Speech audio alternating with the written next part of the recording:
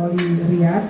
Di sini kami dari tim promosi kesehatan rumah sakit RSI Siti Aisyah mengenai etika batuk dan hand hygiene atau cuci tangan dengan benar menurut WHO dan cara penggunaan masker. Oke. Nanti akan disampaikan dari tim pencegahan dan pengendalian infeksi Rumah Sakit Siti Aisyah Madiun yang akan dibawakan oleh Ibu Umu Fadila selaku Ketua. Selamat pagi Bapak Ibu. Gimana kabarnya hari ini? Alhamdulillah baik. Meskipun di sini juga ada yang sakit ya. Alhamdulillah tindak kesini ini tadi diberikan kelancaran, kemudahan dalam perjalanan, puji syukur kita haturkan kepada Allah Subhanahu wa taala di mana kita sudah diberikan kesehatan, kemurahan rezeki, Bapak Ibu, saya boleh pagi ini sharing-sharing sedikit pakai bahasa Indonesia. Saya Umu Fadila, tadi sudah dikenalkan ya. Ya. Jadi mungkin kalau lihat judulnya Bapak Ibu, wah kok batuk aja itu kok ada etikanya. Nah, kita ingat 2 tahun yang lalu 2020 awal kalau nggak salah, kita melewati masa-masa pandemi. Ada ambulans ada sirene ambulans terus terdengar di jalan raya gitu ya. Nah, itu memang pandemi tersebut penularannya itu salah satunya adalah melalui batuk, kemudian juga melalui bersin. Karena apa? Karena cairan yang dikeluarkan bisa sekret, bisa cairan yang dikeluarkan itu bisa langsung ke orang lain, bisa nempel di peralatan-peralatan ada di sekitar kita. Nah, penularannya seperti itu. Nah, kemudian kalau etika apa? Etika itu adalah norma, norma itu adalah peraturan yang mengatur perilaku. Jadi kalau etika batuk ini adalah cara penting untuk mengendalikan penyebaran infeksi itu dari sumbernya, makanya disebut etika. Jadi kalau begitu kita batuk, itu ya. Nah, ini banyak sekali yang keluar ya. Banyak sekali virus, bakteri, kuman, ini nyembur. Nah, ini semburan ini bisa mengenai orang. Kalau ini menular, nah ini yang ibunya ini akan ketularan. Terus kemudian lagi, kalau tidak ada jadi tangan kita ini memangnya terlihat bersih Jadi kan kelihatannya bersih karena kita sudah misalkan pegang pintu, kemudian pegang kursi, pegang apapun. Nah ini bisa ikut. Nah terus kemudian tujuannya ini, jadi tujuannya kita mengajarkan etika batuk dan bersin ini adalah untuk menurunkan resiko infeksi di saluran pernafasan.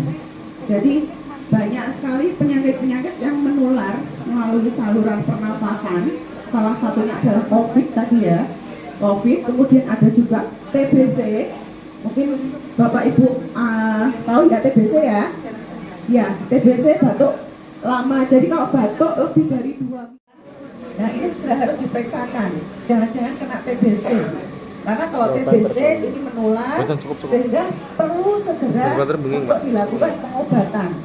Dan kita juga harus yang namanya ICH. Nah, saya nggak akan jelaskan detail itu. Nah, kemudian fasilitas apa yang diperlukan pada saat kita batuk? Ya, yang diperlukan yang pertama adalah lengan. Semuanya punya lengan ya? Ya, yang pertama adalah lengan. Kemudian yang kedua adalah tisu. Tisu bisa digunakan. Kemudian masker, masker. Kemudian fasilitas cuci tangan. Nah, kalau fasilitas cuci tangan ini bisa yang berbasis alkohol seperti ini, ya nanti di belakang juga saya jelaskan lagi. Sama cuci tangan pakai air. dan kemudian juga tempat sampah. Nah, cara mungkin pada saat itu kita ngobrol atau dengan orang banyak, ya kita menghindari lawan bicara dengan cara batuk atau bersin menggunakan punggung tangan. Nah, kalau kita bawa tisu, maka kita menggunakan tisu untuk menutup. Mungkin nanti bisa dibaca pelan. Oke, sekarang yang saya akan ajarkan untuk menggunakan masker yang benar, ya. Jadi masker ini adalah alat pelindung diri kita untuk melindungi kita dari tertularnya penyakit, atau kalau kita sedang sakit itu kita tidak menularkan kepada orang lain, ya. Nah, masker bedah itu seperti ini, ya. Dan ini masker bedah ini digunakan hanya satu kali aja. Jadi tidak boleh terus dibawa pulang, dicuci, digunakan lagi, ya. Dan sekarang kan masker bedah murah gitu, ya. Ya. Dan pemakaiannya ini sebenarnya ada jamnya, Bu. Jadi hanya 4 jam aja. Jadi bapak ibu kalau pergi-pergi ini bawa serep, ya, bawa serep, ya. Nah, cara menggunakan masker yang benar akan dipraktekkan oleh Pak Aulia. Nah, kemudian kita paskan ini. Nah, dipaskan, ya, dipaskan hidungnya kan tidak sama, ya, hidungnya tidak sama. Jadi dipaskan biar nggak robos angin udara yang di luar itu nggak berobos ke sini, virusnya nggak berobos ke sini. Kemudian bawah ini kita tarik sampai menutup dagu. Nah, seperti ini, ya. Ini pakai masker. Kalau sudah 4 jam atau kita mau ganti atau mau kita buang, cara melepaskan. Jadi cara melepaskan pun jangan sembarangan, ya. Jangan langsung dicopot ini. Nah, tidak boleh dicopot ini karena apa? Karena ini kan sudah kotor, ya, sudah kena virus, sudah kena kuman. Sehingga cara melepasnya dari talinya, ya, dari belakang seperti ini. Dan tidak boleh diuel-uel dimasukkan ke saku. Tidak boleh diuel-uel dimasukkan ke saku, langsung dibuang di tempat sampah, ya. Dan caranya pun juga seperti ini, tidak memegang maskernya, ya. Jadi cara seperti ini. Sudah, Pak Ari?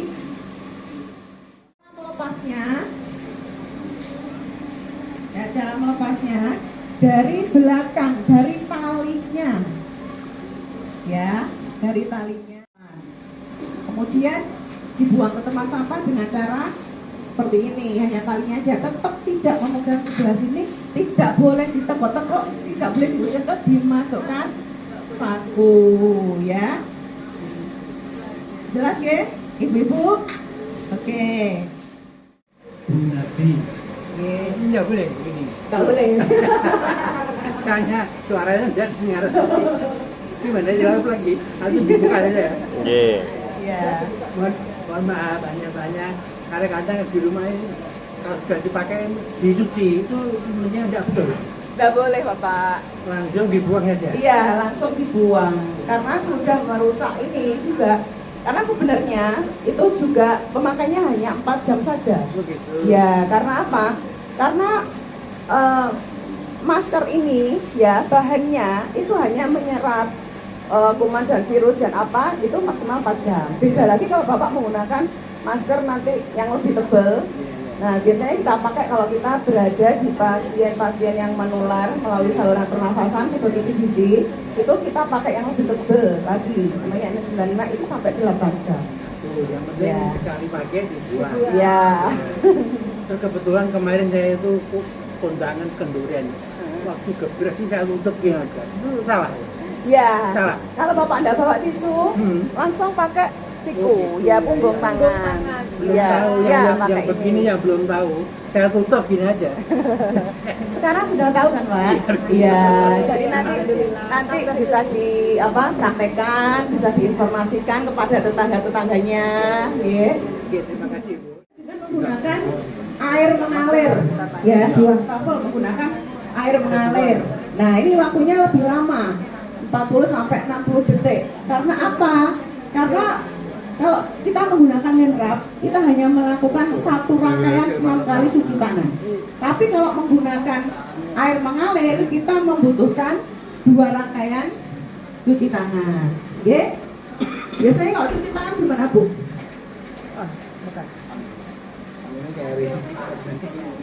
Kalau pakai air ya, ya. Dan Bapak Ibu mungkin ada yang cucunya atau punya anak kecil sekolah PAUD, itu di sekolah pasti diajari cuci tangan, ya kan? Ada lagunya bahkan. Dulu saya sampai hafal anak saya PAUD itu.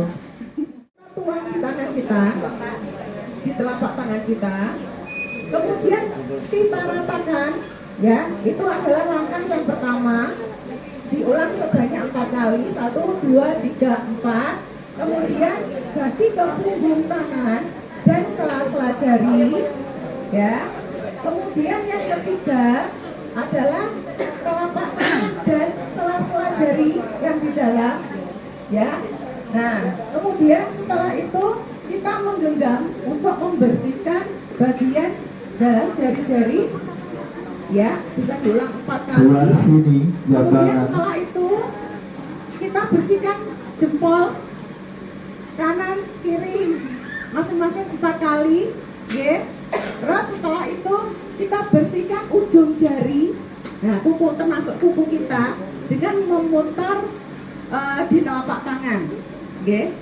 Nah itu sudah 6 kali cuci tangan jika menggunakan cairan hand rub atau berbasis alkohol.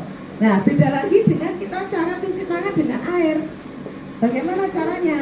Kalau cuci tangan dengan air, maka yang pertama adalah kita buka keran, kemudian kita basahi dengan sabun, kemudian kita ratakan sabun tersebut di telapak tangan yang pertama, kemudian yang kedua kita ulangi lagi 6 langkah cuci tangan ini. Nah setelah 6 langkah, kemudian kita bilas dengan air mengalir. Dan pada saat kita membilas, itu kita melakukan 6 langkah cuci tangan tadi. Jadi ada 2 sesi, ya. Ada 2 sesi. Setelah 6 kali cuci tangan. Bareng-bareng Bu, nanti bareng-bareng. Ditadai dulu. Tadai. Ditadai.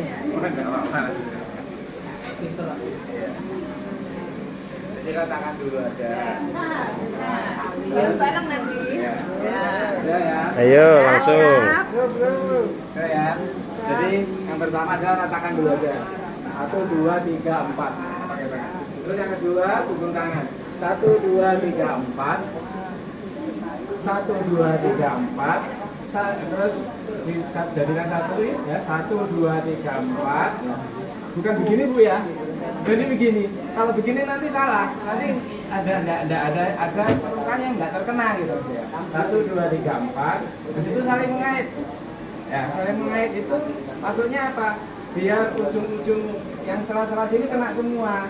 Ya, jempolnya juga ikut jempol ini juga ikut menggosok sebelah sini ya. 1, 2, 3, 4. Terus putar jempol ya. Jangan lupa jangan hanya begini saja ya. Jadi jempol yang ini adalah mengusap bagian sini. 1, 2, 3, 4. Ya karena latihan Ya. 1, 2, 3, 4. Habis itu kita ujung jari kita putar. Ya. Mudah kan ibu-ibu, bapak-bapak? Jadi ada tahapnya, bukan hanya sementing kusuk-kusuk gitu. Nanti kalau asal tanpa gerakan yang terstruktur tadi, maka ada permukaan tangan kita yang tidak terkena cairan hand rub tadi, sehingga kuman ya masih aja nempel gitu kan. Kalau kita menggunakan teknik yang tertata tadi, insya Allah seminimal mungkin kuman ini hilang, gitu ya. Itu sama aja Bu. Iya, cuma bahannya aja yang berbeda. Tuh, ya. Ibu, asmani sinten? Bu Sumiati dari mana Bu? Dalam masa taman. Oh iya, nggih. Oh, untuk batuk. Ya. Ya. Ingin sedikit ngobrol ya, supaya kita lebih kenal ya. Ibu asmane sinten? Ibu Heri. Ibu Heri ya. Oke. Ibu Heri, saya mau tanya sedikit. Ibu kenapa milih RSI, Bu? Soalnya kata sekolah kan banyak orang Oh, yang dekat ya? Oh ya, oke Bu. Kenapa Ibu? Selanjutnya Bapak. Bapak namanya siapa Pak? Pak Gunadi. Pak Gunadi. Ya. Pak, kenapa milih RSI Pak?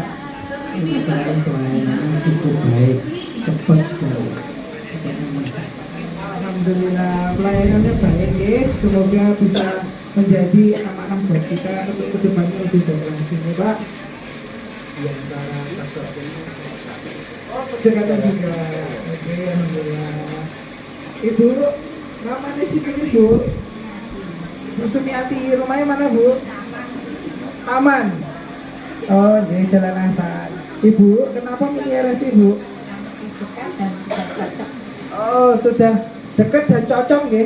Oke, alhamdulillah. Semoga Bapak Ibu selalu senang untuk bisa berkunjung ke RSI untuk berobat dan pulang bisa selalu diberikan pelayanan terbaik dan sehat selalu ya. Ya, amin. Oke.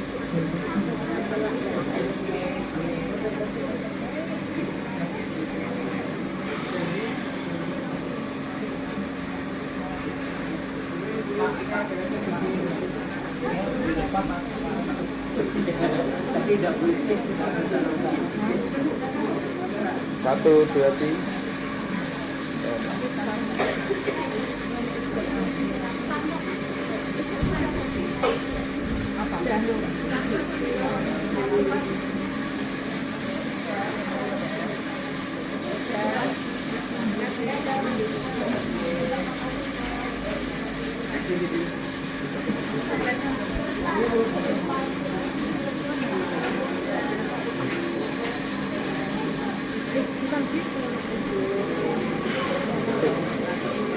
Terima kasih Bapak Ibu atas partisipasinya. Semoga selalu sehat terus, oke? Ini selain untuk hand sanitizer sama cairan cuci tangan, apakah bisa tisu basah sebagai alternatif untuk cuci tangan ketika kita berada misalkan rekreasi atau di tempat untuk teman-teman itu kan jarang ada tempat cuci tangan, apakah bisa menggunakan Tisu basah. Kalau idealnya pakai kita kemana?